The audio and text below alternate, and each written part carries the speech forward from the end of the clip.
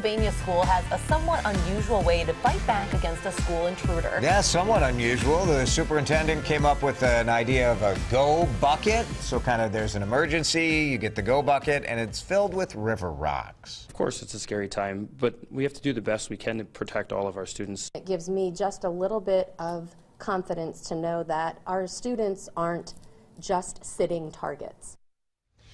Buckets of rocks are kept in a secured place in each classroom, so you know the kids can't just start throwing them at each other.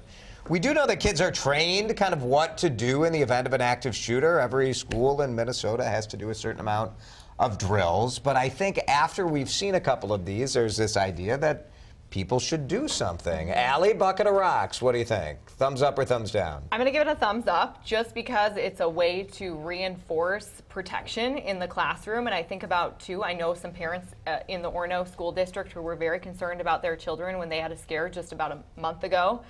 And I think it makes people talk about what's going on. It makes kids maybe feel a little bit safer, and it makes them really think about what they need to do if something like this were to happen. Kylie, you're a 7th grader. There's a shooter and bucket of rocks. Thumbs up or thumbs down? I'm going thumbs down completely. I think that this is, while I agree with everything you're saying, Allie, those conversations need to happen. But if we're expecting our middle school or high school kids to pick up rocks as they're being shot at, I don't know that it's even that helpful. I mean, I guess if you have a good enough arm, you could maybe do a little bit of damage. You ever get hit by a big river rock? I have not.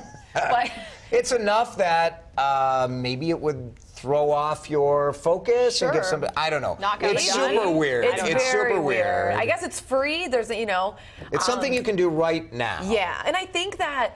I was just thinking about this, like, what can you do as far as, like, if someone is shooting at you? You don't have a lot of options. Right. One thing that came to mind, and I don't know why I thought of this, but out west, it's very common that people have bear spray, which is like pepper spray, but it shoots like 30 to 40 feet. Big stream. Big stream, and it takes down a grizzly bear.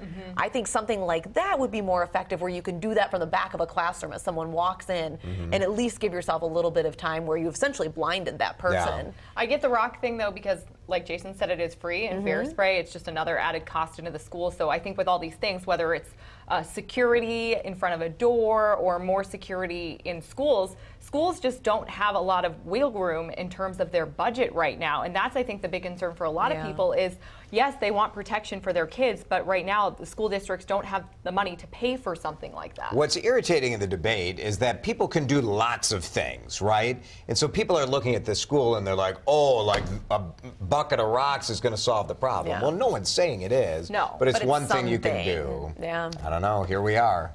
That's where we're at right now. We're talking about a bucket of rocks in a classroom to protect our kids. Last resort, but yeah, there it is.